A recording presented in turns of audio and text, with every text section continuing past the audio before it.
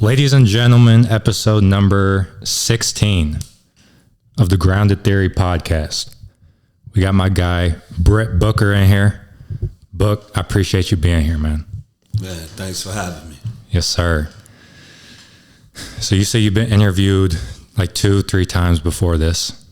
Yep, that's correct, man. So you got some time under your belt. Was that like when you were playing, your playing career, you got interviewed, or what was it? Well, I lived out in L.A. maybe 3.5, 4 years ago, and one of my teammates, he got a podcast called The B-Side. He played with me at Colorado State, so I ended up going on the B-Side podcast and doing an interview with him about 3 or 4 years ago. Okay. So we chopped it up at Merrimack that one time, and that was our first time meeting. And then that's when you told me that you spent some time out in LA, and I completely forgot about that. So I want to definitely talk about that. Let's kind of like start from the beginning and we kind of like bring it to the present. So growing up in Chicago, Chicago is a heavy hoop scene. It's in the Midwest, but it kind of has like the pop of like LA, New York, kind of like the main city as far as like tourist attraction maybe, or like the Bulls are like a household name. But just talk about your time growing up there, what it was like, how you got into hooping, the day zero type stuff.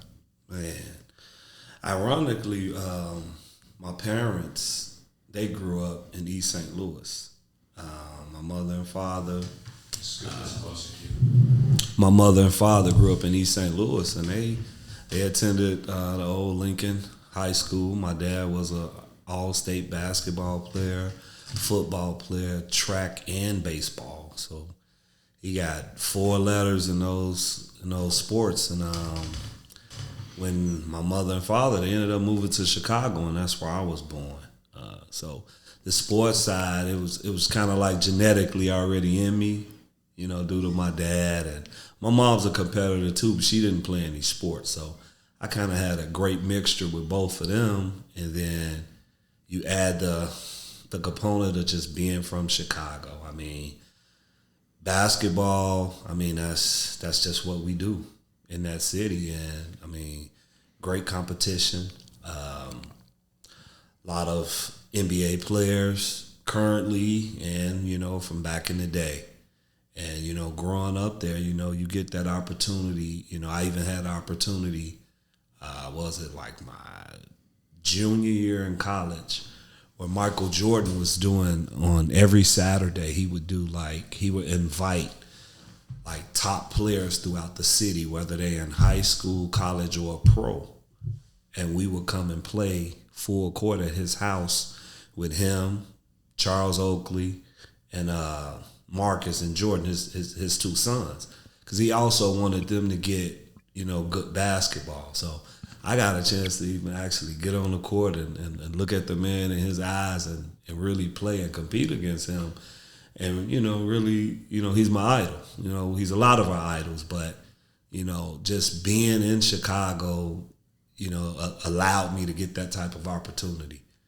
And that was one of my greatest memories when it comes to that sport of basketball. So you're doing open gyms at Michael Jordan's house. What's like the barrier to entry? Like, how do you get into that position? Because he's probably not just like seeing random guys at the park and saying, "Hey, come through." Like, how do you get connected? Played for a summer team called Jumpman. And this guy named Tim Eccles, he's a pretty good ball player, but he was the owner of Jumpman team, and he was our coach. And so his connection with Mike allowed me to go and play in those runs. So that's how that happened. And I never forget the day he called me. He was like, "Yo, you want to go play? We got some open runs we can do, with Michael Jordan." And I'm like, "Definitely." He's like, "It's at his house." I'm like, "What?" Like, I couldn't get dressed fast enough. I'm like, "Are you serious? Like, at his house?" Like, yeah. And just to pull up, we drove. I had a green Tahoe truck at the time. Me and a couple other players and Tim, we drove out there. And when I pulled up to that gate and I seen that 23 on the gate, I'm like, oh no, like it's really real, you know. And I mean, at that time, I had to be at least 26. So you know, but that was a great experience. So you pull up to the crib, see the 23 on the gate. You're nervous? You're like ready to compete? What's going through your head? Competing wasn't even really in my mind. I was just excited to be on the court, see Michael Jordan. But Jordan has such a strong competitive spirit.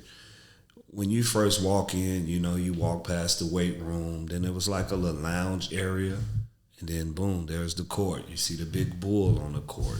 You see the name Jordan wrote across the baseline. You see the Jumpman logo everywhere. And then after about like 20 minutes go past, you see Jordan and Charles Oakley walk in. And then I see the Jordan walk. I see him walking. And then I look him in his eyes and I can tell he's here for real. He's here for real. He don't want to lose to us. Definitely not at his house.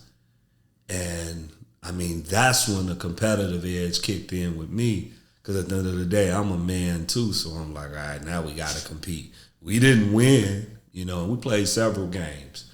I mean, but yeah, man, he talked a lot of trash. I mean, it wasn't, at one point, you have to realize like he can't even be a idol of you at this point, because you're a man before you're anything, and he is trying to annihilate us. So it's like, all right, I gotta go now. I gotta lace him up the right way. I gotta throw the fan stuff out the way until after the game. But I did let him know. I was like, man, I tapped his shoulder one time. I was like, man, you the reason.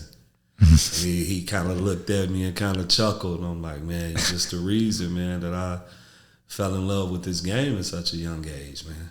Yep. And at that time, like that day of the open run, probably like definitely no social media, no smartphones.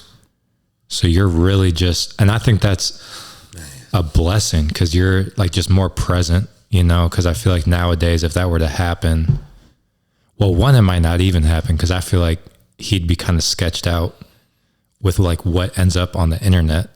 But just the fact that like there weren't phones present, you're just able to fully like immerse yourself in the experience. I was watching, there's this like old clip of Bob Costas giving his like post game. It was after they beat the Jazz, I think, once he won his sixth ring. Mm-hmm. And I guess it was kind of like they knew that he probably was going to retire. And so Bob Costas gave this like 3-4 minute speech about how like if you take all the cameras away, all the fans in the stands away, and it's just him and some guys in the gym competing, it's going to be the same MJ. Mm-hmm. Like he's going to go out there and compete. And from what you say, it sounds like he was talking to stuff and competing.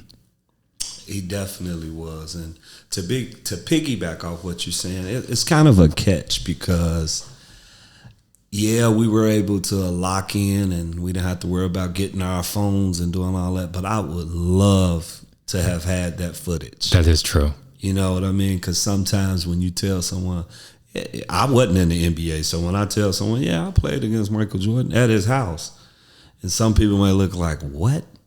Like, come on, man, you sell chicken, right? And then I'm thinking to myself, like, you just don't know. Like, this is really that real. So I would have loved to be able to have that footage, you know, just for my kids, my grandson, you know, and just for myself, just because, you know. Yep. So that's crazy. I didn't know that happened. That was a one-time thing. Did you go back at all? I never went back. No. Yeah. So, hooping in high school in Chicago, where'd you say you went? I played at Brother Rice High School in Chicago. Okay. And then what type of... So Chicago high school basketball, I think Simeon. My sophomore year of high school, we went up and played Morgan Park. Where does your high school kind of fall in the hierarchy? At the time when I was in high school, we were 26-2 my junior year and my senior year. So, we were always number between 1 and 5 in the whole city and state my last 2 years. So if I can go back to that time, I mean, you had me, you had Rico Hill, who ended up playing for the Los Angeles Clippers, Jimmy Saxon, who played for Creighton University, Ken Horton played for St. Xavier University. So we was tough, So and then we had one of the best X's and O coaches I ever had in my life, in Pat Richardson. So man, we was tough, and it's ironic because I don't know if you guys should remember Quentin Richardson, that him and Rico, their first cousins. Quentin was a freshman at Brother Rice when we were there. He ended up leaving, going to Whitney Young. But had he to stay, we probably would have won state that next year. You know what I'm saying? So we was kind of loaded. So if I go back then, we were up there. Now, in the past 3 or 4 years, Brother Rice has been in the top 5 in the city again. So it kind of fluctuates because it's a private school, Catholic school. It's a all boys school, so a lot of people don't want to go there sometimes. But I strictly went for basketball because my coach Gary Adams from 8th grade, he pretty much pretty much took care of the tuition. He helped my mother and father out, and it was like, all right, let's go get this education and play ball. So you said your dad played 4 sports. Yeah. Your mom was very competitive. So from an athletic standpoint, it sounds like you were kind of ushered in that direction. You just mentioned the education of it. Was that ever, did your family stress education at all? How can I put it? My mom did. My dad didn't stress the education as much. My dad ended up getting drafted by the St. Louis Cardinals for baseball. Really? And he broke his leg in 3 different places.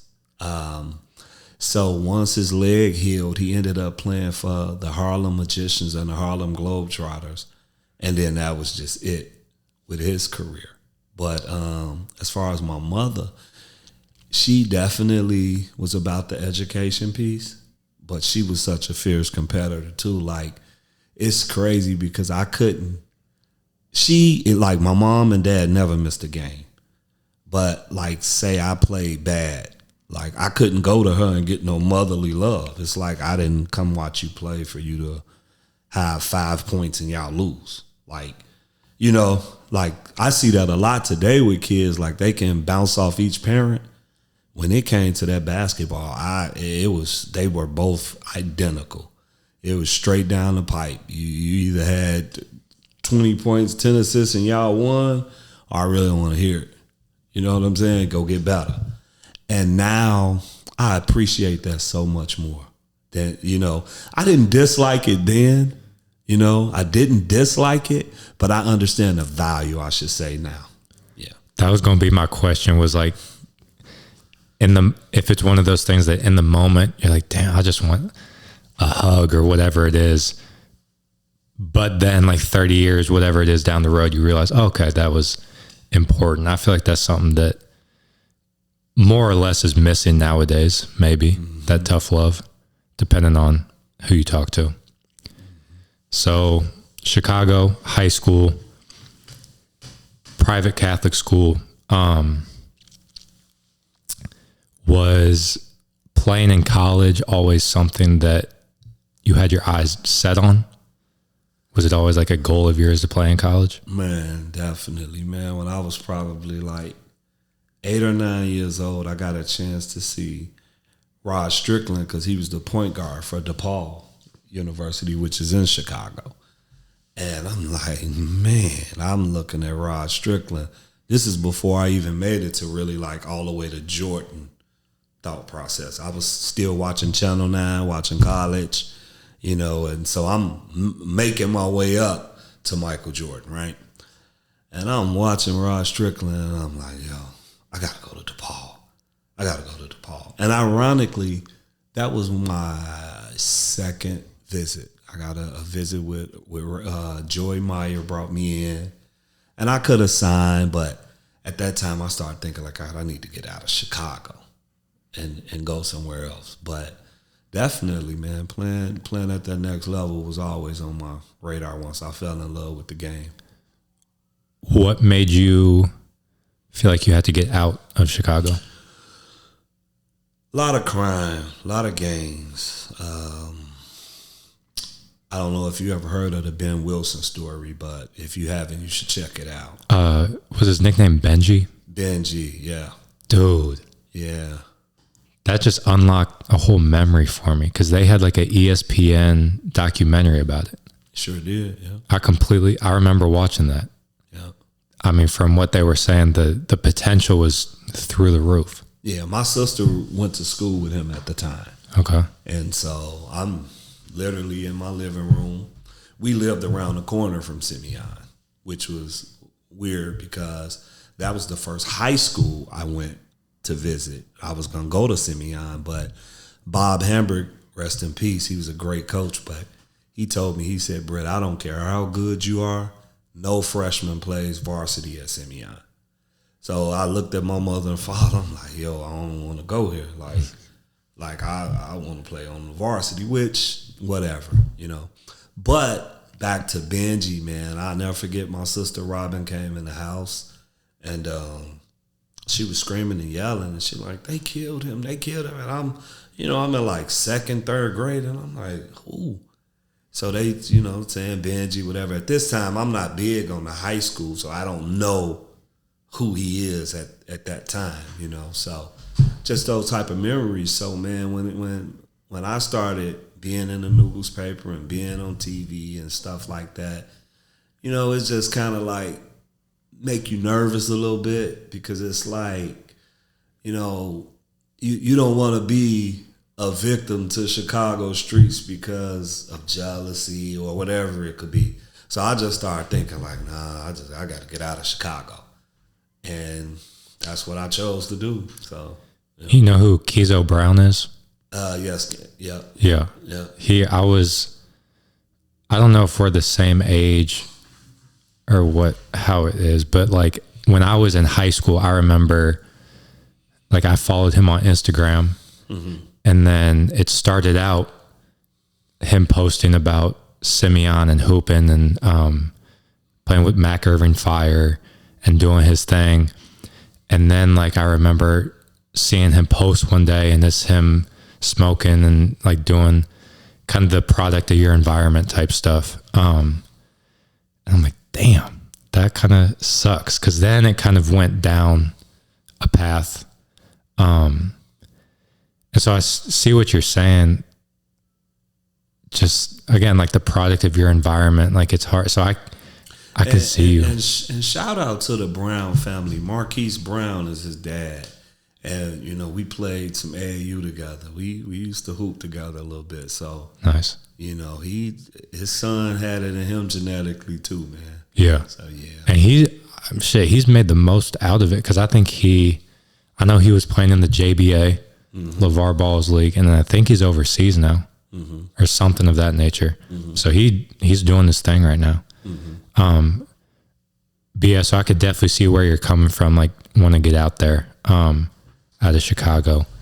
So then take us through the process of like choosing the college, you want to get out, how you decide where you want to go. How did you land on the school that you landed on? Oh man. Big shout out to Larry Butler, who was my AAU coach, and Mac Irvin. Mac Irvin, rest in peace, the dad. He took me out to the ABCD camp, which All-American camp. We in Teaneck, New Jersey. These are the best players in the country. And so I'm out here for a week, and you know, I'm playing against guys, Shamgar, Stephon Marbury. I mean, Wayne Turner, Terrell Stokes. I mean, I could just keep naming them. Paul Pierce. We all out here at this camp, and I mean, man, I held my own, and so ended up they put like the top guards in the country, and ended up putting me at number 11. But then when I got to Chicago, Sonny Vaccaro, who's from New York, he put in the Chicago Sun-Times that Booker is hands down the best point guard in the state of Illinois. So I took that and ran. That means I'm number one. I don't need nobody else to say nothing. I don't really care what you rank or whatever you write. I took that with me because at my high school, I didn't play point guard mostly. I was mainly like a 2 and a 3 because I could jump high. But when I would play AAU, I was strictly at the point. And so Tim Floyd was out at the ABCD camp. And at that time, he was the head coach at Iowa State in the Big 12. So Tim called me after the camp. He came to my house for a visit. And, man, it was like unreal to me because it was like, one, it's the Big 12, and it's Iowa State, which is a good school. He was only supposed to be there 2 hours. He literally stayed like 4. He broke all the rules. Like, he didn't care. He kept telling me, listen, you know, I probably can't get, you know, like the Marburys and all them. He was like, but I can get you. And so I ended up going on my visit there. And I'm like, yo, this is it. And so my dad like, look, you need to sign. And I'm like, but Dad, if I sign right now, I haven't passed the ACT yet. So if I sign, it's going to make me a Prop 48. And I'm going to have to sit out. And I don't want that on my name like I'm a dumb athlete who can't pass the ACT. So I'm like, no, Dad, I'm going to pass it on the next test. Like, I can't just sign right now. Even though I want to go to the school, I can't just sign. So Tim, he put the paper in my face. He put it in my face. I didn't sign. So I don't sign. About 3 months go past to the next test. I get my test results. I pass. First coach I called, Tim Floyd. I say, yo, coach, I'm ready to sign. I passed the test. He said, okay, well, we signed Calvin Cato and Dedrick Willoughby, and both of those guys went to the NBA. He said, we signed both of those guys from junior college, so Britt, you still going to have to redshirt. Now, I'm not being smart. I'll say it today. I'm not being smart because I'm not playing a long game like I should have. I want to get on this court. And he like, you still going to have to redshirt. So now it ended up, he said, well, I can call Colorado State for you. I know Stu Morrill.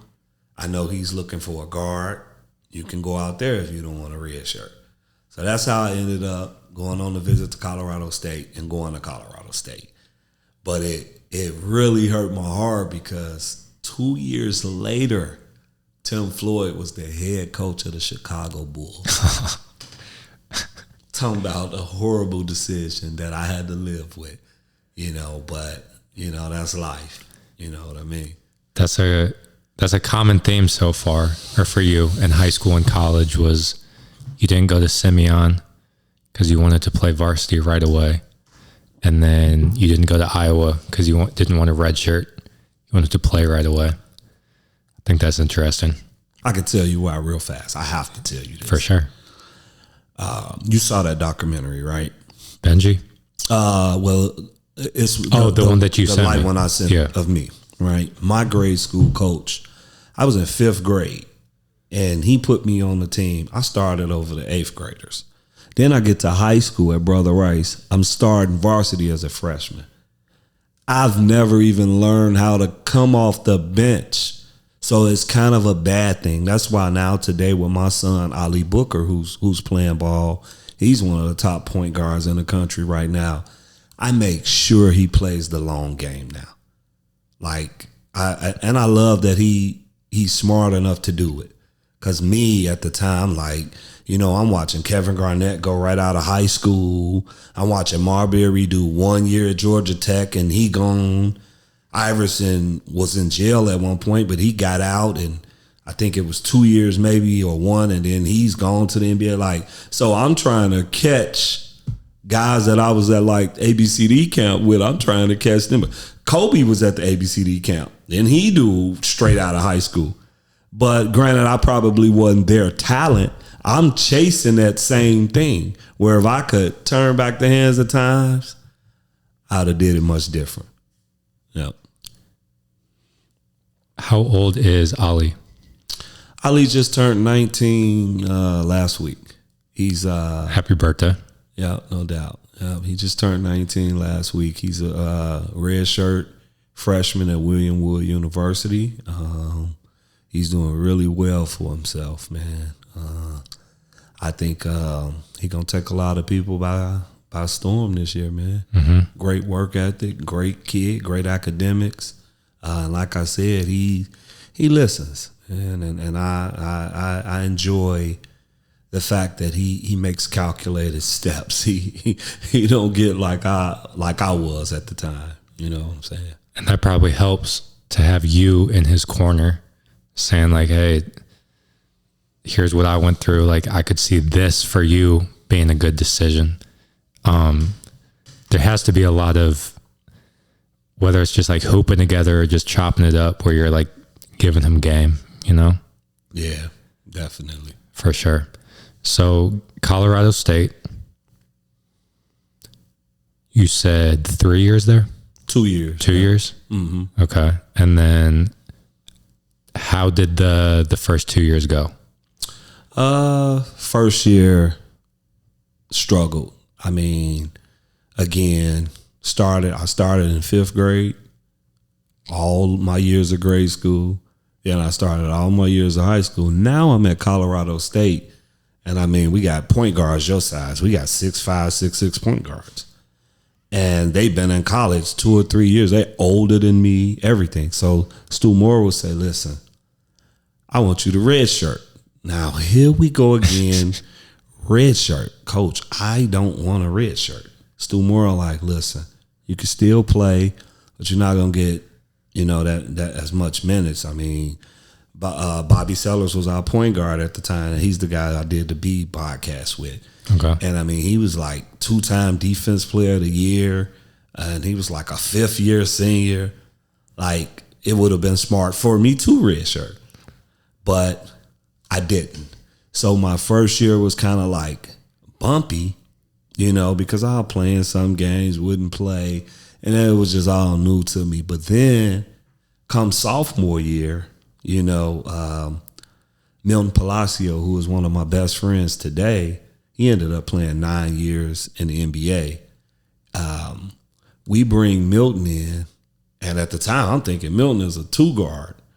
So I'm hosting Milton, on his visit, and Milton like, yo, they call me Bingo. He like, yo, Bingo, I'm a point guard. I'm like, yo, what? So now we bring in a 6'3", 6'4" point guard, and I'm about to go through this again. So coach came to me again. He was like, maybe if you redshirt this year, then when Milton is gone, now you'll have the point.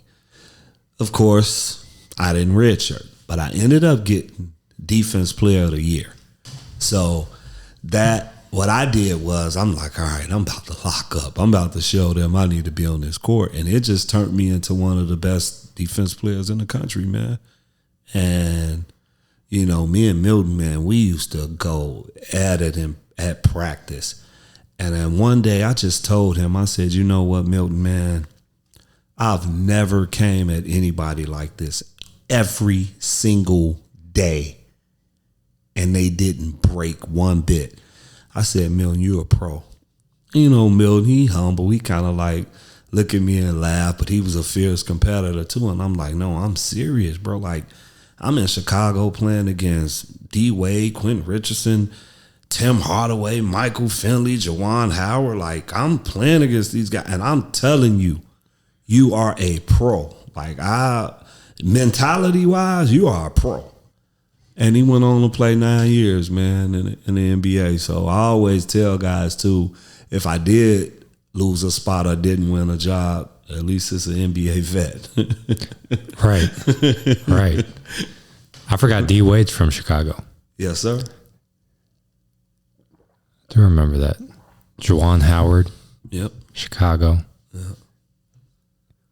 Antoine Walker. Yep. Give me your top 5 Hoopers from Chicago. It could be what they did in Chicago or like how successful they were in the NBA, whatever it is. If you had to narrow it down to 5.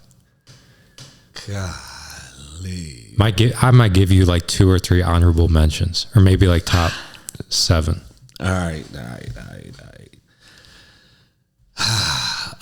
I gotta go with. I can't even do just positions, man. I gotta go with D Rose. Yep. I gotta go with Isaiah Thomas, Zeke. Oh man. Oh my God.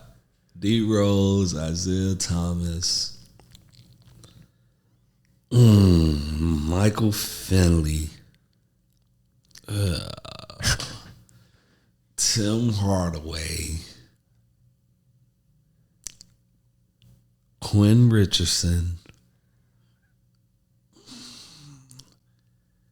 See, it's just too hard, man. I mean, because even Antoine Walker at one point was like 6'9", 6'10", can play 1 through 5.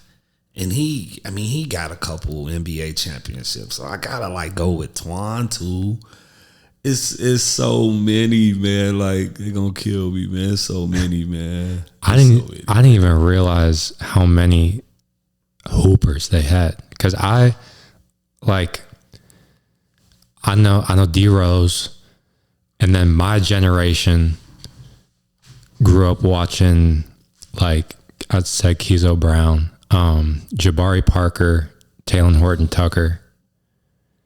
Those are the guys that I like grew up watching. I didn't even know. I knew Quentin Richardson.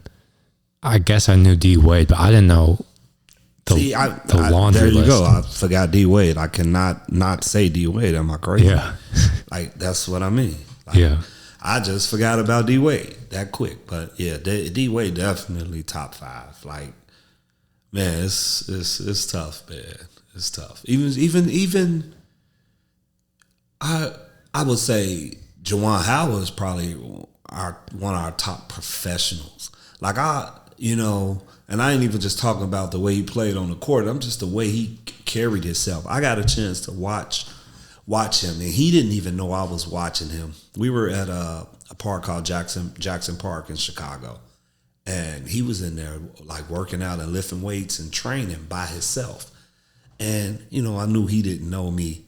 Bro, I could not stop watching. I watched him in the weight room. Then I snuck in the like corner of the gym, and I'm just watching him train. And I'm like, this is why he's one of the best players in the country. This is why he's going to Michigan to play with the 5'5". I got to add this into my game. Because of how hard he was going or what he was doing? His work ethic. His work ethic. Like he was in there in a full-blown sweat by himself.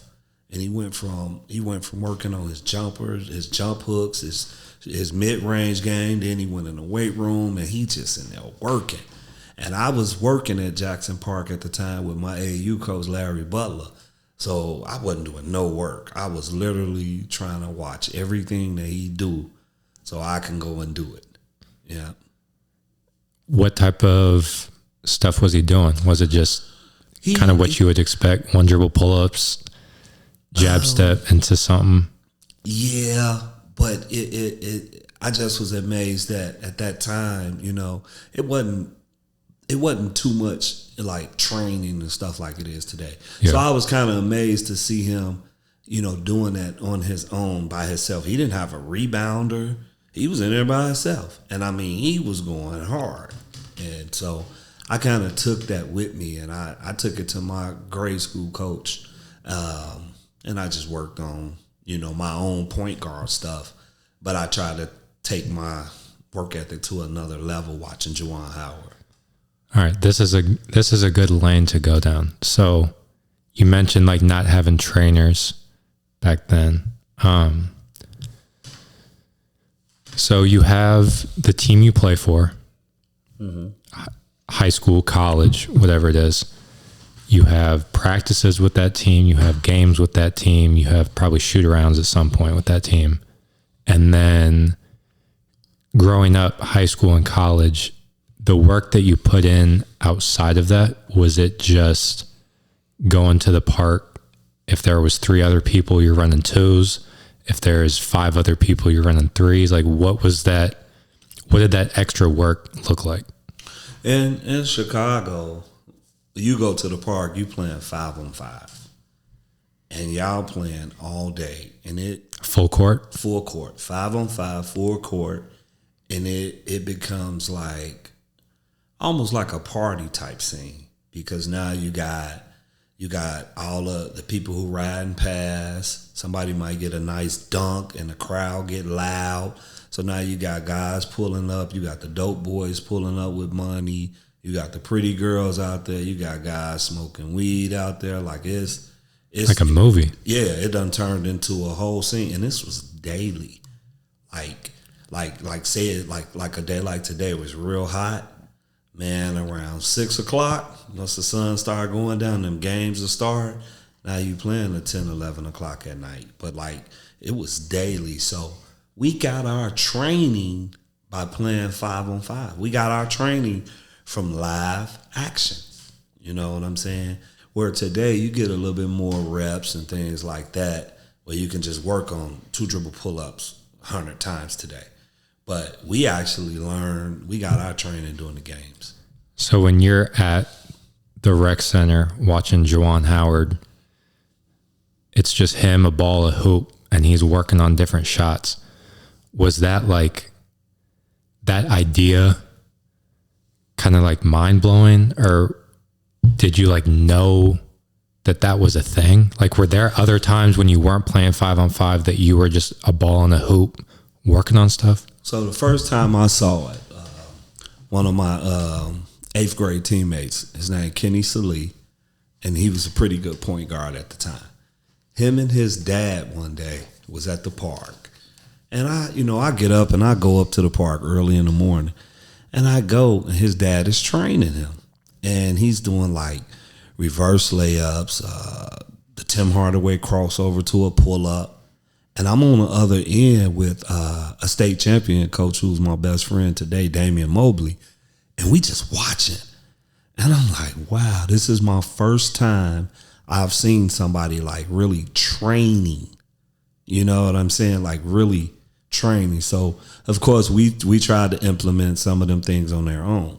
Now, my dad, he was the type where he'll sit me down in the living room and just drop some jewels on me.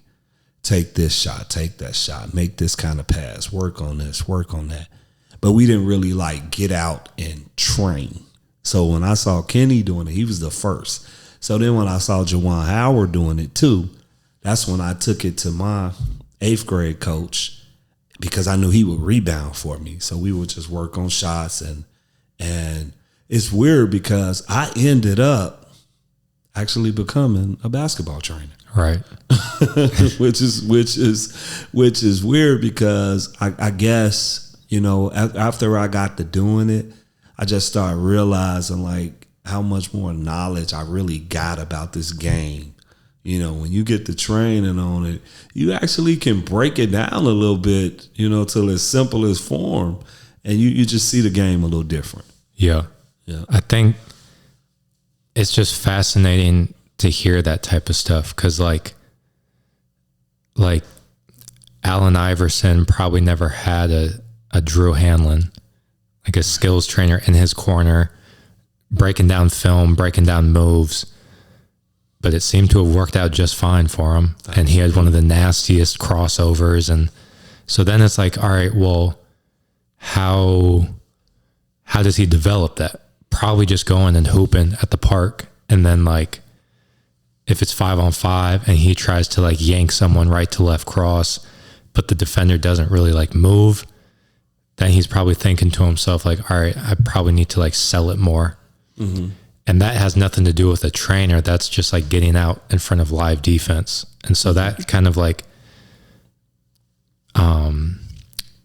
that has helped form my philosophy of training. Is like, there's probably a time and a place to get the cones out and like get a bunch of reps with between the legs dribbles, maybe. But like, I feel like the most efficient way would just be like, here are the 2 lane lines. Here's a defender. Like, you have to get past them. Mm-hmm. You get your shit stolen, and it's like, okay, I need to get a little more shifty or something like that. Mm-hmm. So I feel like that kind of like maybe it's a lost art or something, like just going to the park and playing 5-on-5. Because I bet that was probably like some of the most fun you had. Mm-hmm. One thing I can say about that playing 5-on-5, like you don't got no coaches around. You get to really tap into like what you can and can't do. That creativity. Yeah, you get to tap into that, and that's when it can get scary, because you start doing some stuff you like, wow. You know what I mean? And that's why I coach the way I coach today. Like with my AAU team, we'll start out and it'll look kind of like controlled chaos like the first 2 months. Like, I ain't really got no plays implemented. I try to get their mentality up to a certain level before I start coming with my X's and O's, because I kind of want to see how bad do you really, really want it. Like, I'm giving you the dance floor. Now, if you're doing too much, I'm going to slow you down, but I'm giving you the dance floor, right? And, you know, sometimes it could look bumpy to some of my parents because they be sitting there thinking like, right? But typically, once we start tapping into around June and July, then I start coming with the X's and O's and the ball you man and all the other stuff, because now I've gotten their mentalities up here. Like, if you're a shooter, you're going to feel like you're the best shooter in fucking St. Louis. Like, that's how I want you to feel. Like, why should you not? Especially if you can really shoot it, right? So that's, once I get the mentalities up there, all right, now I got a play for you to run off a double screen. Mm-hmm. You know what I'm saying? I know you're ready for what we're doing now. So, you know, everybody got their theory, but that's one of the approach that I take, because I know what playing 5-on-5 did for me. I was able to tap into who I am, and it made me believe in me and bet on myself. And that like psychological component is real. That's like true. If as a player, you know that your coach is giving you a chance to rock out, that's true, and you start testing the waters and you hit back-to-back shots, it's like, oh shoot, I like that. Yeah. I like that. And then, like you said, once you put in the plays and the double down screens and all that, then he's coming off that pick with a little more confidence. Yeah, I like that a lot. So 2 years at Colorado State. And then after that, where did you go and why did you feel like that was the best step to take next? Well, when I found out that Milton Palacio at Colorado State was going to be playing the point guard too, so I felt like, all right, here we go again. I kind of wanted to transfer. So I wanted to use my Defense Player of the Year award to contact other Division I schools and transfer, because I really didn't have no stats like scoring wise, but I got Defense Player of the Year coming off the bench.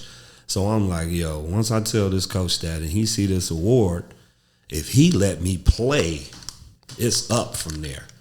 So I verbally committed to Loyola Marymount. They never sent over the scholarship. So I'm sitting in my dorm room. I'm waiting for the basketball office to tell me, hey, scholarship is here. You can sign it. We'll give you your release. Fax it back over to them. And you're going to California to play for Loyola Marymount. Okay. So come to find out, my coach told Loyola Marymount not to sign me because I was homesick. Okay. So our secretary, Helene, came and told me that. Now, I don't mind saying it 20-something years later because it doesn't affect her job or nothing like that. At the time, she asked me not to say nothing. So I was like livid. I was pissed. I'm like, I've been in Colorado State for 2 years. How am I homesick? I've been here 2 years. Now, the first year I was a little homesick, but hey, man, that was 2 years ago. I done came back. I want to get on the court. So now I just leave. I go back to Chicago, and I don't have a school. So I ended up signing a letter of an intent to go play at Northeastern Illinois. I had to sit out a year because I transferred, and, you know, we didn't have that transfer portal stuff that I love and I see today. So I signed with them. I got to sit out. Now I'm forced to basically redshirt, right? So I'm looking at it more positive now, right? Well, they dropped their program. They played that was their last year. So now they're not bringing the program back. Now I need a school to go to. And this one guy named Chops, he used to always help, you know, guys get into school and this and that. And he came, he saw me playing. He was like, man, you need to be somewhere at school. So he called Northwest Missouri State. I went down there on a visit and I signed. I knew I was going to sign because I had to get back in school. So I ended up playing 1 year from down there. Then I graduated. And that was pretty much it. I mean, I did play on like some smaller, like the Mac Irvin Fire had a pro team. You know, I played on a pro team that Larry Butler had. I did a few summer league games in the CBA, which is kind of like equivalent to what the G League is now. I played in the summer league game, Rockford Lightning. I actually hit a game winner too for Rockford Lightning in the summer league. And then it just kind of faded away. I started doing my Hoopville basketball and training. And that's kind of what led to where I'm at today. And then when did you go to LA? So one of my buddies he used to he was a vice president for an AAU program called Team Nico's. And he had a job opportunity for me there. And then my wife, who has a really good job, she was able to transfer her job. So I'm like, yo, I think it was like 2018 or something like that. I'm like, yo, it's time to go, y'all. Let's go. So we packed up. And I mean, man, now we live in LA, and that was just like a dream, you know, and beautiful scene. Down there with all the Kobe fans, I got a chance to go check out the Drew League a lot and watch those players up close. And then they got this little machine up there where they sell it. It's called Drew-Laid, but it's Kool-Aid. I'm drinking the Drew-Laid. I was just having the time of my life. I mean, because you know how LA is. You definitely can't be starstruck. But like I'm at the game, you got like Shawnee O'Neal, Scottie Pippen, one of the games, rest in peace before he died. Kobe was there, like James Harden. Like I'm just sitting here chilling with movie directors and actors. Like it's normal and it's free to get in. And we're like for in the Drew League? Yeah. I didn't know that. Yeah. Yeah, it's free to get in. This is for the public. Wow. Yeah, so it was like sweet. And then one of my cousins, he played on one of the teams. So I'm coming through the back door with O'Shea. Like I'm sitting on the bench with the players. Like it was like, LA was sweet, man. Yeah. So you went there 2019? 2018 to like the fall of 2021, I came back. Okay. So you would have been there at the Drew League when LaMelo Ball was there? I did not get a chance to see Melo. Okay. Yeah. That was one of my favorite players to watch. That specific summer, whatever summer that was, I think 2019. Okay. That was one of my favorite guys to watch. Yeah, that's crazy. I didn't know the Drew League was free to get in. So it's kind of like the park feel to it. Mm-hmm. You know? Kind of like what you were saying in that documentary you sent me. Yeah. Of the parks in Chicago. Like you're getting to see some of the best players Chicago has to offer for free. Yeah. This is that times 10 because it's NBA players from all over. Yeah, so if you know like LaMelo Ball say he's gonna play at 6:00. The first game at the Drew League sometime is like 11 a.m. or 12. You might as well just go to the 12 because it's free to get in, and it's only. I mean, once it get too crowded, they ain't letting nobody else in. So if you really want to see LaMelo go at it against Westbrook or something like that, or Kyrie Irving is going to play at 4, you just might as well come to the 11 o'clock game and get a seat. That's what unless you got the plug to get in. Right. Unless you know some people that know some people. Right. How would you compare hoop culture, LA versus Chicago? Chicago is definitely more gritty and tough. LA got some ballers though, and they got some athletes. And then they do have a sprinkle of guys that's from Inglewood, Chicago, like a Paul Pierce and stuff like that. Chicago, just the whole makeup of the city is just more gritty. Is that your phone? Nah. Oh. I guess it's my phone. That's never happened before. I might be connected to the Bluetooth. Huh, that's interesting. I'm surprised that's never happened before. So Chicago's more gritty. Mm-hmm. LA, kind of a mix of some stuff. Yeah, some grit to it, but it's some grit to it. I mean, but it's some superb athletes. Yeah, some big people too. I mean, them some of them high school kids. I'm like, wow, like there's no way he's the same age as Ali. I'm like, and then it's crazy too, man, because I got a chance to.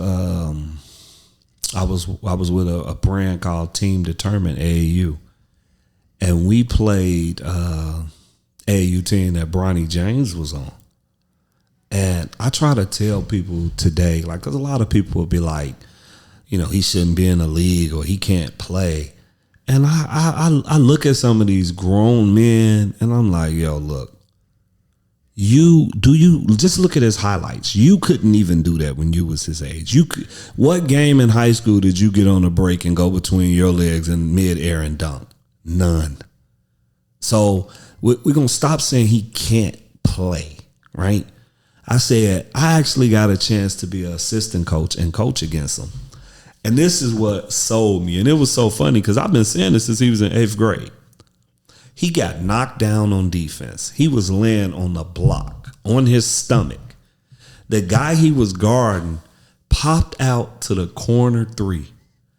I watched Bronny James jump up off the ground, sprint, and jump very high in the air and tip and block the 3-pointer from the corner. If you play this game, just think about what I said. You're laying on the ground. The guy catches the ball to load up to shoot his corner 3. And you're that athletic where you can jump off this ground, sprint, run, and still block his 3-pointer. And I was sitting there, and Ali wasn't playing at the time. He was sitting there with me, and I said, yo, Ali, I said, that's different, man. That's different. And I was a pretty good athlete. I said, that's different. But you got to kind of have an eye for the game to even pay attention to that part of what I said. Most people want to see the tween side step and I knocked the 3 down and this and that. I'm just speaking off the athletic part of him. He was laying on his stomach. He gets up and get a block. He blocks your 3-point shot. So, I was watching stuff like that and I'm like, man, he gonna be nice. So, it's gonna be tough for him. I'm not gonna sit here and act like he's the best player in the country or nothing like that. But I do think we can stop some of this he can't play stuff like that. Some of that have to stop because you'll be surprised, man. Some of your NBA players who probably don't even get no playing time, you lace them up with them, you'd be like, damn. You'd be surprised. The worst player in the NBA would dominate. Right. High major college. Right. Yeah, that's definitely something that should be taken into consideration with Bronny is like his genetics. Mm-hmm. He's got LeBron's genetics. Mm-hmm. So he's going, have a good amount of athleticism. And then also CJ McCollum was talking about how he's going to be, so obviously playing in the summer league, probably the G League, but then he signed the contract with the Lakers, so he might be like practicing with the Lakers. Whatever it is, he'll be doing those, they call them the stay ready runs. So he's playing against kind of like the bottom of the rotation guys. I mean, those are grown men in the NBA, so he's going to get better. Mm-hmm. So it's definitely like a project, I guess. Mm-hmm. But yeah, I'm with you. He's not like a lottery pick. Mm-hmm. He's still good though. Yeah. So you're in LA. Let's talk about Hoopville. So when did that start? When did you like, well, first of all, what's your role with Hoopville? Owner, coach. Recently, this is going to be my last year with Hoopville, man. Really? Yeah. I didn't know that. Yeah, but I started in like 01, 02, just kind of like messing around, like training like my nephews and, you know, 2 of my sons. And then it led to, well, let me go buy some T-shirts and get the name printed on there. Yeah, let's get into some tournaments. Then it just kind of led to 20 years later, you know. So talk about like what all it is, because it's a team, but then there's some other stuff to it. Yeah, so with Hoopville, you know, we really go from, you know, your grassroots, you know, like your 3rd grade boys and girls up to 8th grade, and then you got the high school teams, and then I always put a team in the TBT in the $1 Million tournament. Now, we're not in there this year, but we've been in there about maybe 8 times. And so I just try to give a platform to all the guys. So we go from grade school to pros, man. Yep. The TBT is going on right now. Mm-hmm. But you said they're not doing it this year. Well, my team is not in it. Yeah. This year. Yeah. Got you. So you said you started, well, I guess you said why you started it. So it started out small. Mm-hmm. Yep. To look at like how it started and where you're at now, probably multiple teams at every age level. Well, there were years where I had multiple teams at every level. Okay. The past like 4 years, I only always had like maybe 2 high school teams. I started to like dwindle down, you know, because there were at one point I had like 5 girl teams. At one point I had 16 teams, you know, so that was, you know, that was a lot of players, you know, a lot of parents. But I had at that present time, I had owned my own gym in Belleville. So at that time, you know, I was able to house the teams. We had a practice facility. We had somewhere to train. We had a weight room. You know, it was really nice. It was really nice. How'd you get to owning your own gym? Well, one of my friends, and then just kind of being smart. One of my friends, he was like, "Look, man, look for an abandoned school or like an abandoned church with a full court, and see if you can lease out the gym. You know, just like if you were leasing an apartment or a house or a car or whatever." And so there was an abandoned school about 10 minutes from my house, and they had 2 gyms, nice full court. I mean, so I put together, you know, a proposal.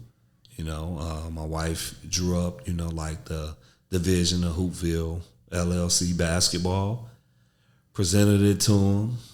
They rented out the space. I went inside. I painted everything to Hoopville colors. I put the Hoopville logo on the floor, and now we got a gym. Damn. Yeah. 10 minutes from the crib too. Yeah. 10 minutes. So that's an easy back and forth. Easy back and forth. Yeah. Take Ali up there probably. Get some shots up. Yeah. Ali was 2nd, 3rd grade. He in there training. Yeah. You know, he in there. All my sons. Yeah. Yeah. Ali was in there training, and now we got a college athlete that'll soon be a pro. Yeah. Yeah. So you said Hoopville started like early 2000s. Mm-hmm. And then how far well, early 2000s, and then what year did you get the gym? I got the gym in 2014. Okay.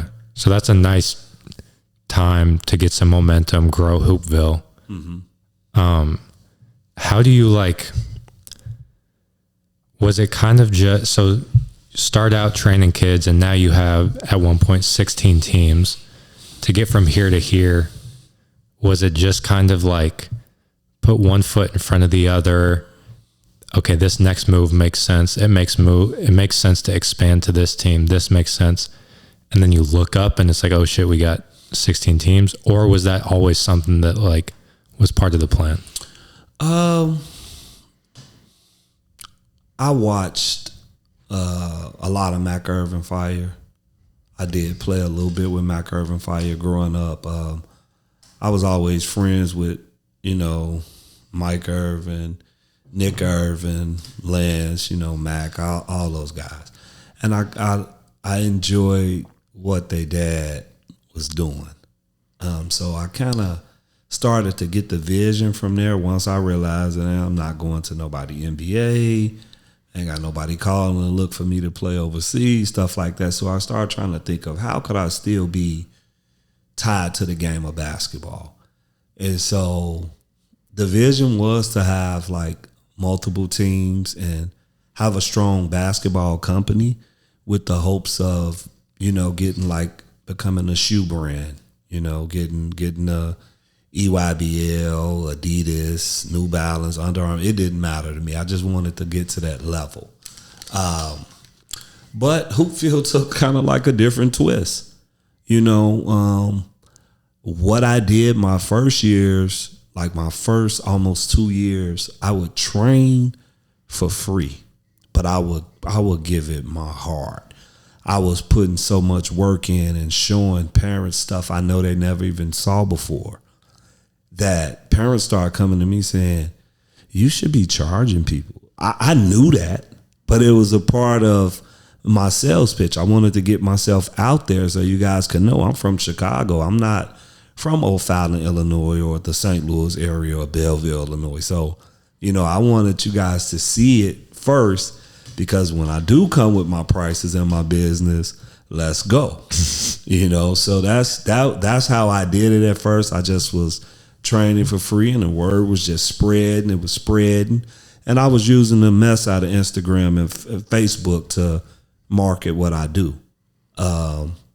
And then next thing you know, when I got the gym, it was just a lot of buzz. They put me in the newspaper. And once they did that, it's all right, let's go. And then now my men's team is on ESPN playing in the TBT for $1 million tournament. So now you getting the Hoopville name all the way around the board. So now, other programs in the area is starting to feel a little affected by it, but I don't even know. I didn't know I was in the Jets' backyard, and no disrespect to the Jets because they got a great program. It's been a lot of back and forth sometime with the Jets and Hoopville, but I never had bad intentions for the Jets, But you had people like Ramey, you got Brad Bill, we got a lot of great programs down here. You know what I'm saying? But I didn't really get that shoe deal stuff like Ramey and Brad Bill and them got. But ironically, I'm on ESPN every summer with my men's team. So it's maybe that's just the plan God had for me. And so I said, well, this is the wave that I'm going to ride. And so, we grew over the years, and then I moved to LA, and Coach Jamar, he continued to run the brand for me and keep the vision going. And then I got ready to open up my Urban's Chicken and Fish restaurant. And then that's when I said, all right, I'm going to move back. Because at first I was going to run my restaurant from LA. Then I'm like, nah, I gotta go where the business and the money is at. So that's how I moved back. And then I started back up doing, Hoopville again full time. Did it for about 3-4 more years. And now just actually yesterday was my last game. And This is just time to walk away, man. I did it for 22 years. I love it. I helped some kids get in college. I definitely created, I helped create a lot of strong men and women. I was definitely a great father figure for a lot of these young men coming up, I am going to miss that part of it. But, I want to have some time to sit back now and, develop my grandson. Yeah, he only 2, but, watch Ali play and, just enjoy life a little bit. Yeah. Yeah. I didn't know your last game was yesterday. My last Hoopville game was yesterday. That's wild. And we lost by 1. We missed a jumper at the buzzer, so it kind of made me want to play in another tournament. Go out on top. Yeah, I want to run it back, but I think I'm okay. Yeah. In that scenario, are you like a post-game speech, thanks for everything type of guy? I couldn't say that to the guys yesterday because I wear this basketball on my sleeve so much, man. I'm so passionate about it. I could tear up talking to them, talking about this is the last run and this and that. So I just didn't. I'm the type where I'm going to train with them for a couple more weeks and just slowly be letting them know it's time to move on, go to another program. But you can always come back and train with me. But, just, for the guys who still will probably be planning on coming back to Hoopville next year. Yeah. I'm just ready to kind of like move on. Are you still training out of that gym in Belleville? I don't. Shout out to HDK. That's his gym now. He put his logo on the floor. So even with that gave a vision around here, even to him, and I'm not taking credit for it, but he did get a chance to see me do it, At one point, the Jets came and put their logo on top of mine, and then HDK and put his on top of theirs. So that's, to me, what it's more about, opposed to fighting for kids or saying you the best trainer or you the best coach or this and that. Youth sports, it's $1 billion industry. It really is $1 billion industry. It's enough for everybody.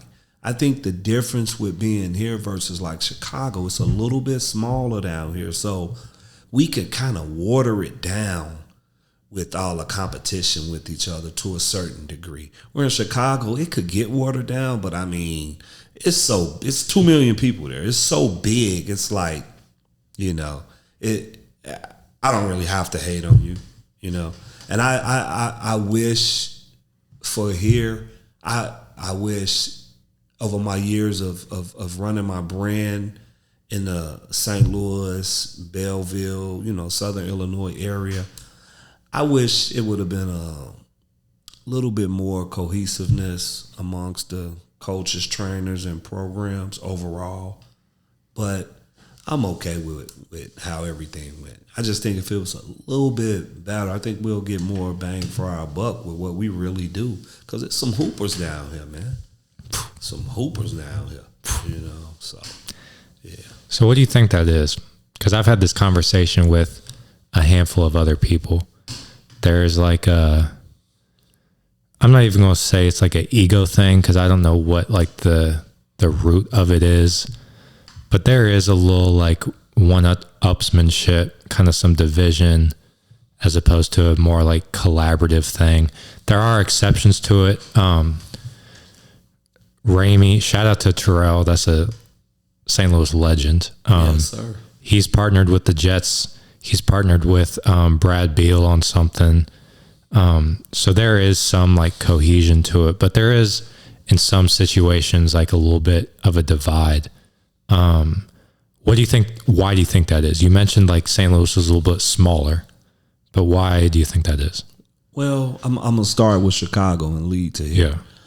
I noticed the time I did spend in New York, I noticed that the cost of living. You were in New York? Well, when I went for the ABCD camp. Gotcha. Right. Granted, I was in high school, but I was watching how they were moving, meaning their interactions with everybody. And I summed this up at a young age. I said, you know what? you'll see guys like Jay-Z collab with like a Nas and stuff like that, right? The cost of living in New York is so high. It might be smarter for me to Hoopville collab with Grounded Hoops versus make it competition, because for my 1-bedroom apartment, it's probably $1,500 a month in New York, right?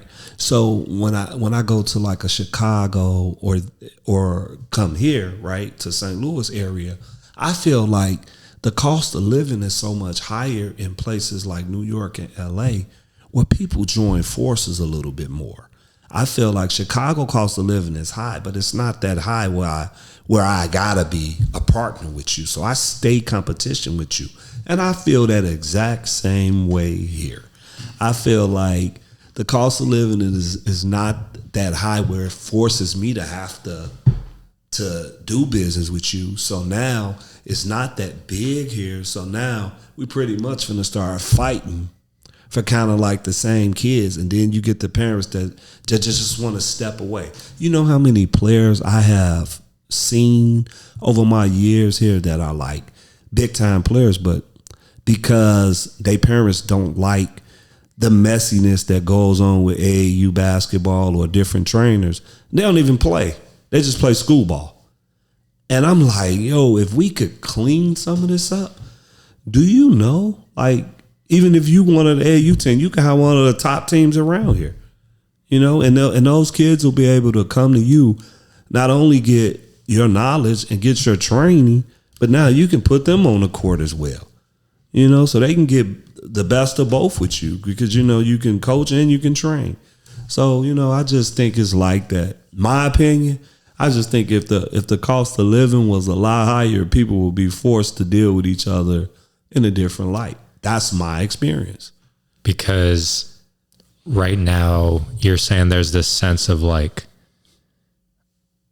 so person A has like their training, their AAU, it's popping, money's coming in, and I'm able to like afford a house. So like person A is able to make a living for themselves and kind of reach this level of like comfort. And because of that, there's this attitude of like, oh, I don't need you. I can do this. I can take it up the next level by myself, that type of thing. Right. Because you got to think, I lived in LA for 3 years. I watched programs like do a tournament together.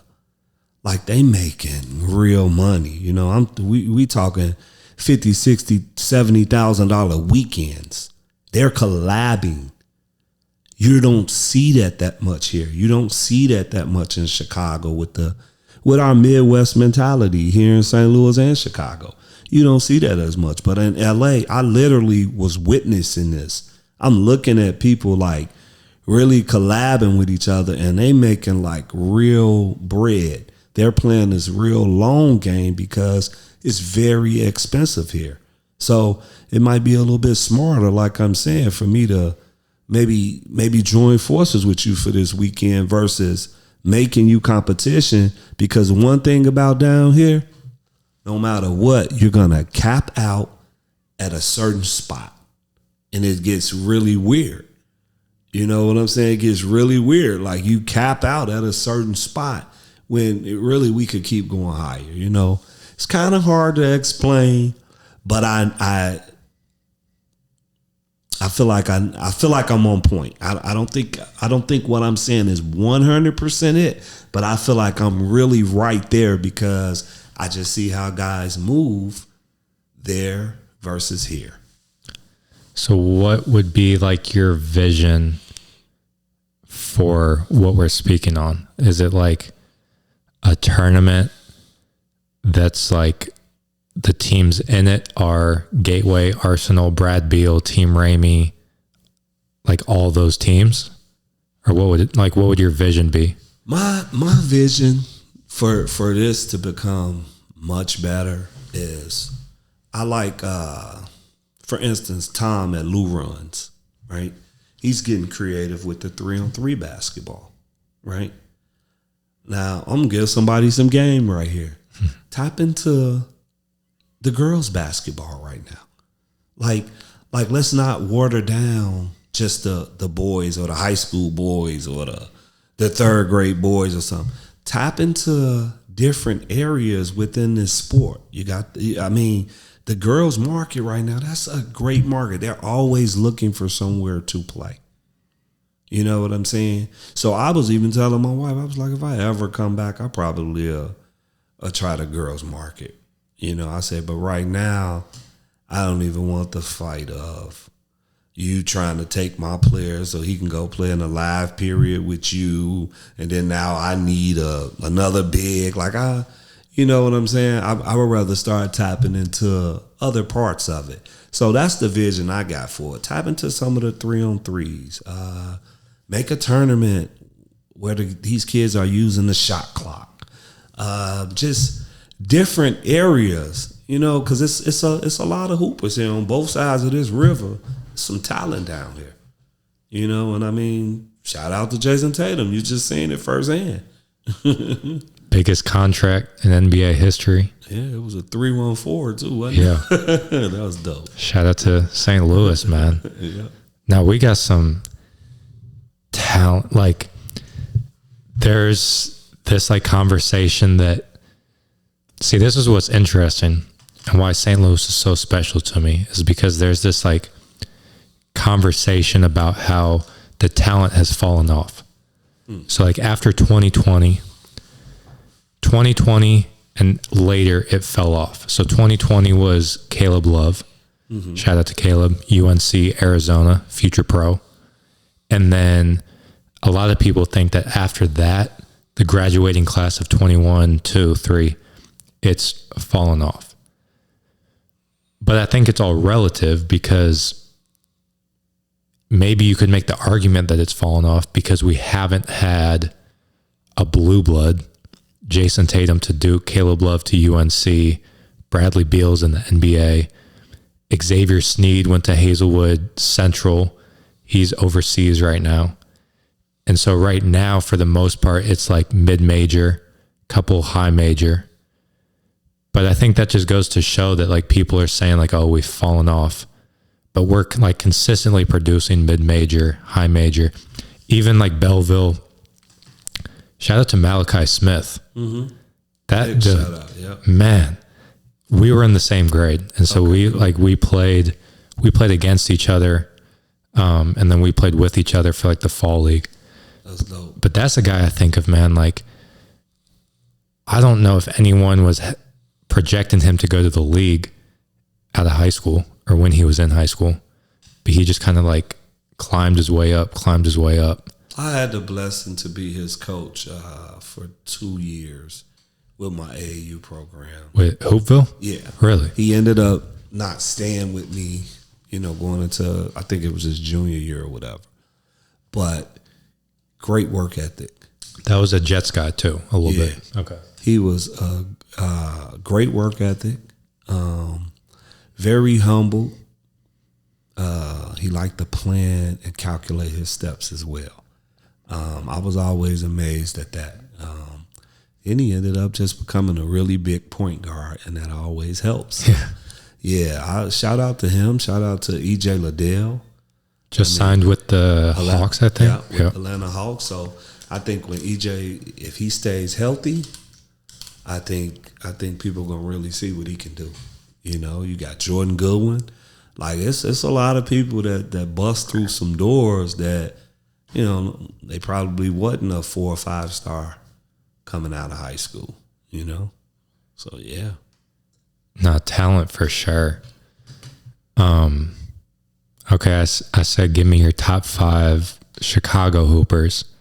What about, because we could break it up like St. Louis top 5 and then like over the river top 5. Let's do that. So give me your top 5 Belleville, Illinois-ish area. I'm gonna go like this. I'm gonna go with Jay Good. I'm definitely going with Larry Hughes, and this is why. Larry Hughes, when I first moved here, to me he was like the Jordan of St. Louis. This was before Bradley Beal blew up. obviously before Tatum blew up. So, I mean, he really was. I mean, he's a 14-year NBA vet, well-known. Like, he played in the league, a pro. And I actually, it's weird because I collabed with Larry with his brand before, and we took the kids to the Under Armour down in Atlanta. So I got a chance to spend some time with him, but I would go Larry Hughes, Jordan Goodwin, E.J. Liddell, Jay Tate, hands down. And man, I don't have a fifth person. I really don't have a fifth person because I know some guys that I be watching in the minor leagues that can go. Like my old point guard, Sean Rick Maton, that was my dog. But little Nate Rick, his brother Nate, man, those dudes is tough. But you know, I can keep naming, but I'll probably stop right there. Cause I mean, in high school, like for instance, Deshaun Munson, right? And you got Darius Miles. I can't leave out D Miles. Yeah. Like who was 6'10", 6'11" doing what D Miles doing? So that D Miles would probably be my fifth, right? But man, I remember watching Deshaun Munson. I don't know if you know him. Uh-huh. Oh my God, bro. First time I saw him was like maybe 2013. He snatched a rebound. They were playing Cahokia High School. He took off down the court. And I was sitting, I said, yo, that looked like Derrick Rose. We was at the Sportsplex, and then that's when I started really tapping into, like, you know, the basketball scene here. This was like when I first moved here, and I'm like, yo, so he's playing pro right now too. So, you know, guys like that, like I say, man, it's a lot of talent. So my five, I'll go, see, I can't leave out Brad Beal. Like, he's doing work at a major level. Right. Like, I can't leave out Brad Beal. So you asking me these questions, I'm probably too passionate to answer. See, but you're combining Illinois and St. Louis. Yeah. That's tough. Yeah. That's real tough. It really is. Because I'm forgetting about Tommy Liddell. I mean, he was a star at SLU, but he's from Illinois. Yep. You know? So, yeah. LaFonso Ellis. That's right. It's just, yeah. But I can't leave out Brad Beal. I mean, what he's doing at the highest stage, I mean, it speaks for itself. Speaks for itself. Yeah. You know who Johnny Parker is? I don't. You guys should connect. Okay. He went to Webster Groves, where I went. Then he came back and ended up coaching me my junior and senior year. Hooped at Mizzou. He was the same age as Larry and Tatum. Hooped at Mizzou and then went overseas for a while. But then he has his own gym, has his own team. Hoopfi. Shout out to Hoopfi. His son Jaden's in 6th grade. But he has a gym over in like Jefferson Barracks. They do tournaments. He does training. He actually, and the reason I ask you is because he spent some time out in LA too. He had like a team and was doing there was some camp, like Crossroads or something like that. But he was involved in the LA hoop scene for a minute. So that'd be a good person for you to connect with for sure. So you're done with Hoopville. It reminded me, when you were speaking about it, it reminded me of an interview I saw with Chris Broussard, the ESPN guy. So he was saying that ESPN at one point offered him the job of like being like a Woj or a Shams, like the breaking news guy. Mm-hmm. And he was like, and he turned it down because he was like, I need like a balance. Like, I value my family time. I don't want to be just like consumed with my work the whole time. Was that part of you mentioned Ali at William Woods. Like, was that part of the decision to like spend time with family, or what like all went into it? Yeah, because I mean, ever since I moved here, it's been this chase. You know, I opened up a gym. I'm working social service from 7 to 3. Then I go to the gym, practice and train. Then I go work overnight. And I'm just constantly always on this go and this run. Now I done opened up a restaurant. I'm still doing Hoopville. I'm the assistant coach at the junior college. Like, I got all this stuff going on. And, you know, I recently lost my mom about 2 months ago. And it opened up my eyes to just see life totally different.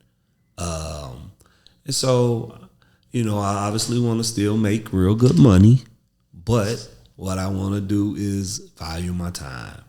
So I want to be able to make some money and spend some time with the ones that I love and the ones that love me. And like I say, I get a chance to go watch Ali play this year. And, you know, so those all shaped my decision. You know, basketball is going to always be a part of me. I'm going to train right now at 6 o'clock. So it'll always be a part of me, but I want to be in more control of it. Yeah. Life and death, like, changes our perspective on everything. You hear guys who, like, their first kid is born and it just completely changes, like, their set of values, how they spend their time. Death is similar, I'd imagine. Mm-hmm. What went into the restaurant, opening your own restaurant? Oh, man. A lot of hard work, a lot of effort, a lot of money. Like, what was the motivation behind it? My childhood friend, George Anderson, I kind of watched him, and at the time he had maybe 4 or 5 restaurants, and I mean, he was doing real well for himself, and I just started thinking about generational wealth.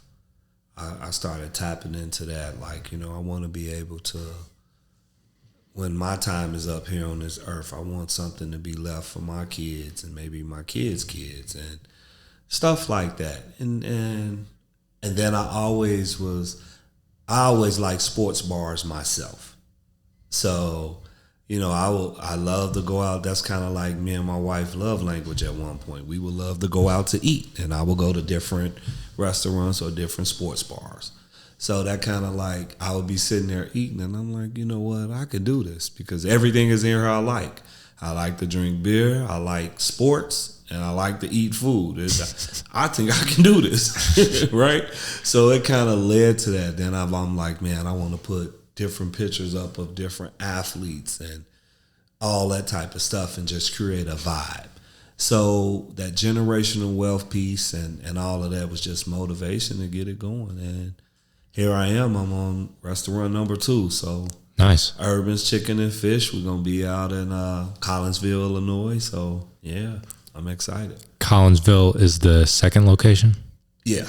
Yeah. Where's the first one? Well, the first location was downtown St. Louis. I recently just closed that, and I'm just going to focus on Collinsville now. Gotcha. Yeah. Yeah.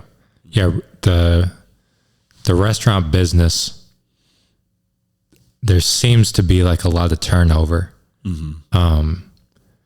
But it sounds like for someone like you who has like a passion, who's into it, really the sky's the limit. Because again, you're the owner, you got freedom to scale as big as you want. You can make the decisions and stuff. Mm-hmm.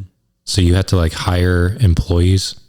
Yeah, I had to hire employees and keep it to a certain limit. Mm-hmm. So we can, 1, be able to make payroll, 2, be able to stay above ground and control the finances. But I would say the biggest thing with it is just staying the course, finding the right location. If you don't own the building and you're leasing it, you kind of want to make sure you get something that makes sense for what you sell price wise. But the most beautiful thing about it, people eat and drink every day. And if your stuff is good, with DoorDash, Grubhub, Uber Eats, walk-ins, call-ins, you'll make money. Do you do the DoorDash, Uber Eats stuff? Yeah, I do them all. Yeah. Like people DoorDash to Urban's Chicken and Fish? Mm-hmm. Yeah, that's correct. I've watched a lot of videos about like the business behind that and how like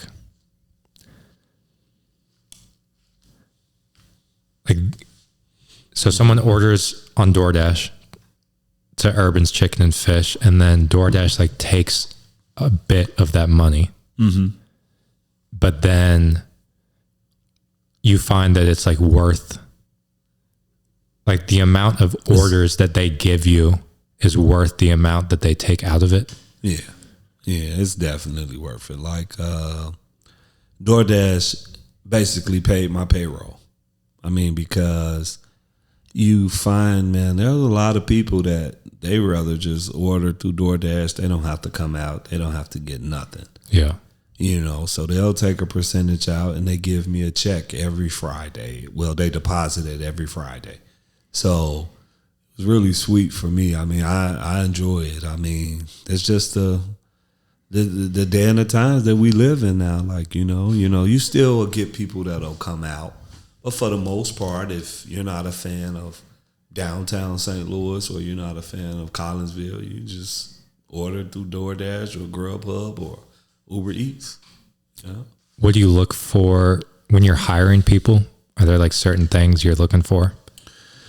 It might sound a little funny, but man, I actually prefer like, say if it's a younger person, I would prefer like if it's a younger person in their 20s, I would prefer them to be like a girl with a baby, right? Because she got responsibility. So she's not gonna play around. She's gonna make sure she's at work. Everything gonna have to be in line on my end because she wants to get those benefits when tax time come for her baby, things of that nature. So it's weird. I kind of look for that, and then obviously I look for restaurant experience, customer service experience. You gotta be hoping that they got a car, things of that, because you want them to understand this is real.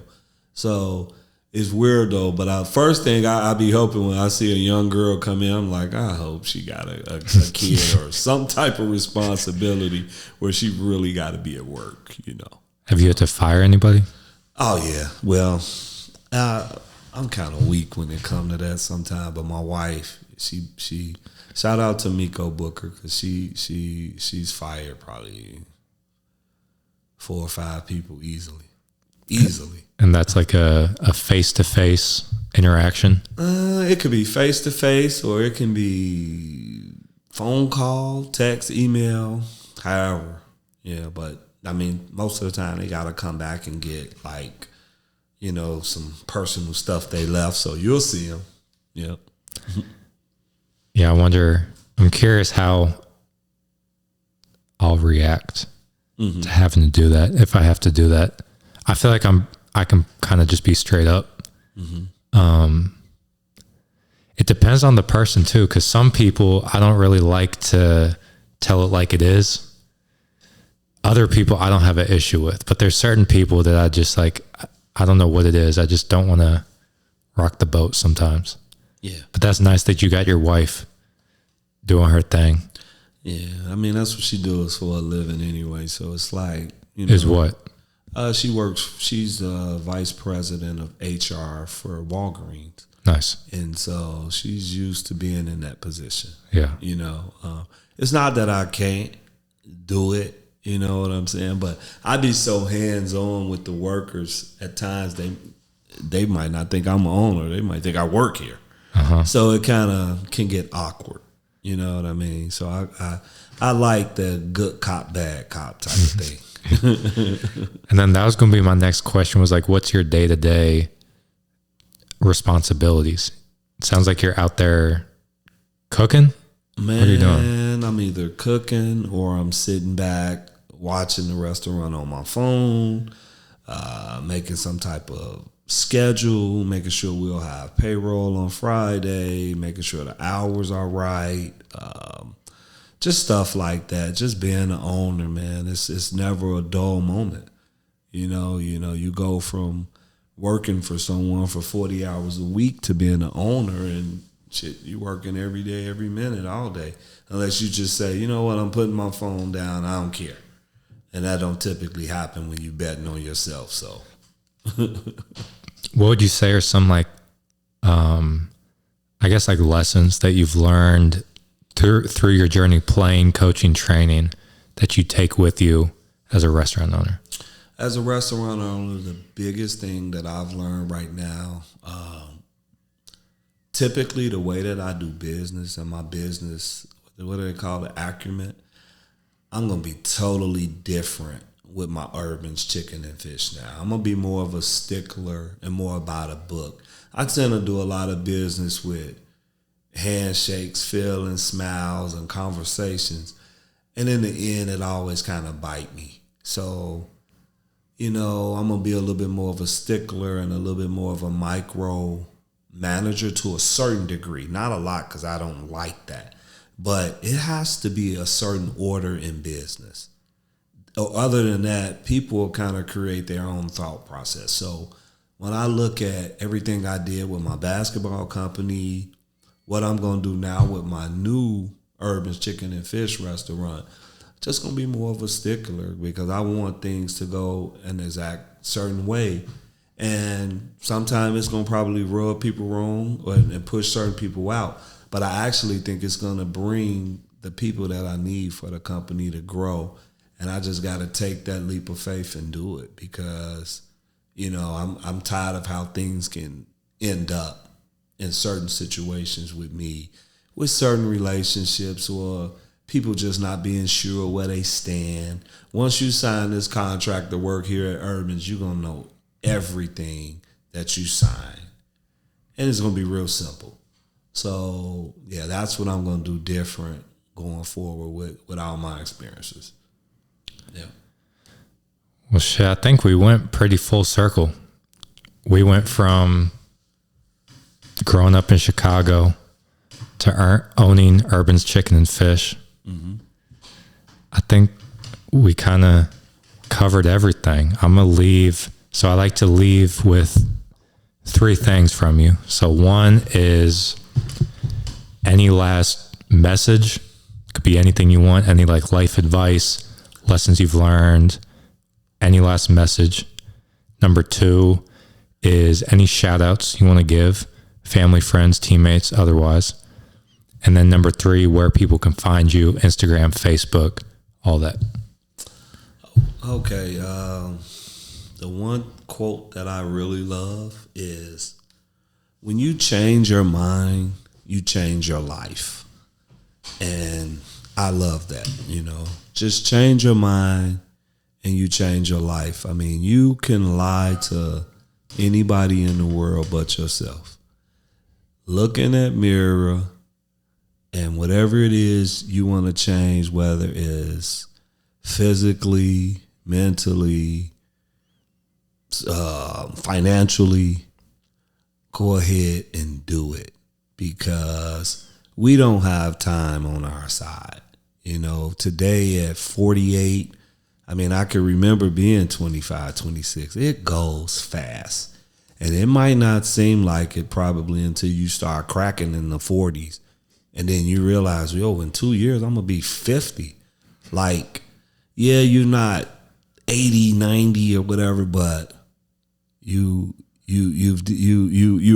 older, you know. And so just value that time, man, and whatever it is you're seeking, whatever type of success you're seeking, man, it's crazy, because we know what it is that we need to do to be better and be more successful. And when you get to that feeling, you just got to do it. You just got to do it. It can't always be, I'm going to start on Monday. It starts right now. And that's my advice I like to give. When you change your mind, you change your life. That's fire. Yeah, thoughts definitely like create the reality. 100%. Yeah. So then, any shout outs, if you have any, and then where people can find you? Well, you can find me on Facebook at, just regular Britt Booker. And then you can find me on Instagram at Hoopville Basketball. Just Hoopville Basketball. That's pretty much it, man. As far as shout outs, I ain't really got none. You've kind of shouted out people as we've went. I tried to. Yeah. I wanted people to know where they stand with me, you know. But yeah, I really ain't got none. Yeah, man. Well, that was fire, bro. I appreciate you coming on, sharing the story. Episode number 16 of the Grounded Theory podcast. We out. That was dope. Yeah.